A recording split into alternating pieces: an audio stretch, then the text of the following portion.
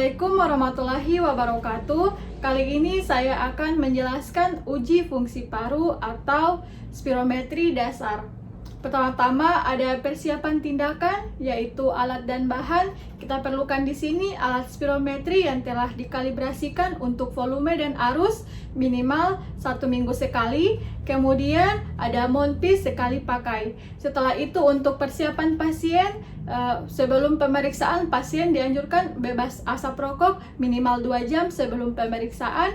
Selanjutnya tidak makan terlalu kenyang sebelum dan sesudah pemeriksaan. Selanjutnya pasien tidak menggunakan pakaian terlalu ketat. Kemudian untuk penggunaan bronchodilator, kerja singkat minimal 8 jam sebelum pemeriksaan, dan untuk kerja panjang minimal 24 jam sebelum pemeriksaan. Selanjutnya kita menuliskan identitas pasien pada alat spirometer, yaitu nama, usia, jenis kelamin, tinggi badan, berat badan, dan suhu ruangan. Kemudian ada persiapan ruangan dan fasilitas.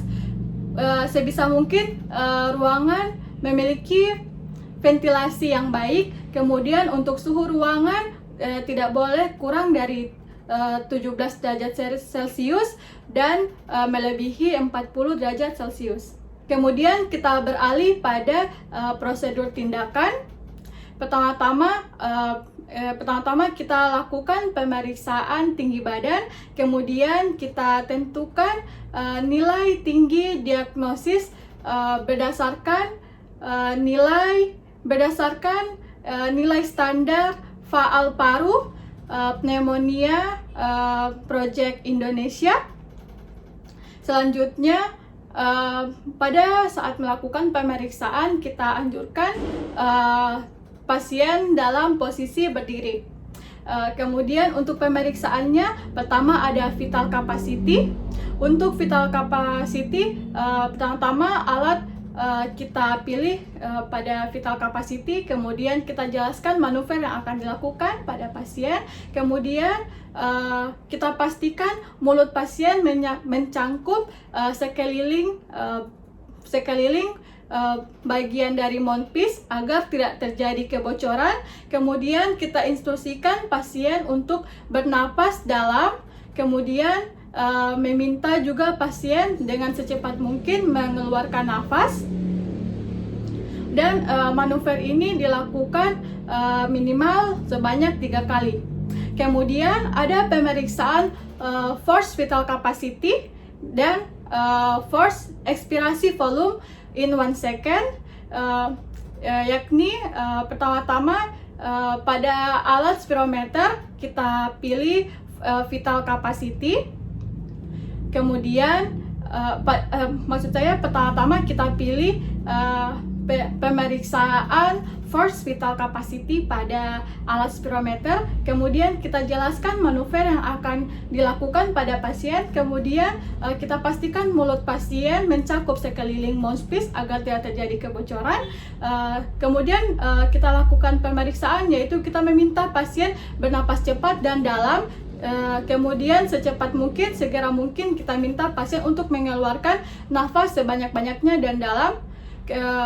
Kemudian untuk penilaian force expirasi volume in 1 second, kita lakukan penilaian pada pemeriksaan sebelumnya di detik pertama, hal ini secara otomatis.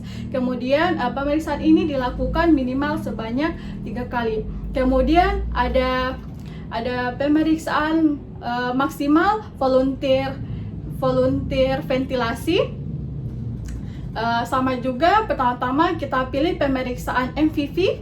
Kemudian kita jelaskan manuver yang akan diberikan pada pasien. Kemudian kita pastikan mulut pasien mencangkup pada seluruh mouthpiece, sekeliling mouthpiece agar tidak terjadi kebocoran. Kemudian dalam pemeriksaan ini kita minta pasien bernapas dalam dan cepat selama 15 detik. Kemudian kita minta pasien untuk mengeluarkan darah yang dihirup.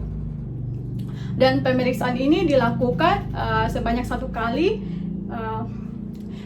Kemudian setelah kita melakukan pemeriksaan tersebut, semuanya telah kita lakukan, kemudian kita menampilkan hasil dari pemeriksaan tersebut pada layar spirometri dan kita mencetak hasil dari grafik pemeriksaan tersebut. Dan yang terakhir kita lakukan diagnosis pada uji faal paru atau pada uji spirometri. Baik, itulah penjelasan dari uji fungsi paru atau spirometri. Baik, selanjutnya di sini ada skenario klinik. Pasien laki-laki berusia 76 tahun datang ke rumah sakit dengan keluhan sesak yang makin memburuk 1 bulan terakhir ini. Dada terasa tertekan, batuk berdahak berulang, riwayat merokok sejak 20 hingga 60 tahun sebanyak 32 batang sehari, sesak memburuk saat aktivitas dan berkurang saat beristirahat. Dari hasil pemeriksaan spirometri, di sini terlihat VC-nya, vital capacity-nya, prediksi 3.380 mil atau 84,3%. Untuk force vital capacity dia 82,8%. Di sini kemudian ada force expirasi vital in 1 second ada 44,1%. Jadi di sini diagnosis atau kesimpulan yang dapat dikatakan pasien mengalami paru obstruktif karena di sini dapat dilihat pada force capacity dan vital capacity normal karena di atas 80% dan untuk force expirasi vital in 1 second dia 44,1%.